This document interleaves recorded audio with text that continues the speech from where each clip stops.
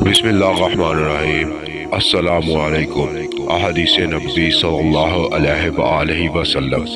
نبی کریم صلی اللہ علیہ وآلہ وسلم نے فرمایا، گروی جانور پر اس کا خرچ نکالنے کے لیے سواری کی جائے۔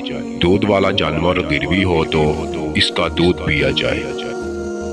رسول اللہ صلی اللہ علیہ وآلہ وسلم نے فرمایا، اللہ تعالیٰ نے میری امت کے دلوں میں پیدا ہونے والے وسوسوں کو معاف کر دیا ہے جب تک وہ انہیں عمل یا زبان پر نہ لائیں۔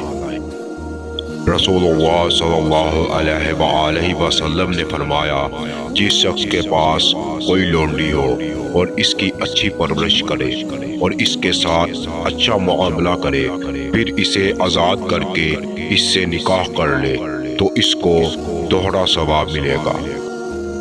رسول کریم صلی اللہ علیہ وآلہ وسلم نے فرمایا، غلام جو اپنے آقا کا خیر خواہ بھی ہو اور اپنے رب کی عبادت بھی اچھی طرح کرتا ہو تو اسے دوگنا ثواب ملتا ہے۔ نبی کریم صلی اللہ علیہ وآلہ وسلم نے فرمایا، کتنا اچھا ہے کسی کا وہ غلام جو اپنے رب کی عبادت تمام حسن و خوبی کے ساتھ بجائے اور اپنے مالک کی خیر خواہی بھی کرتا رہے۔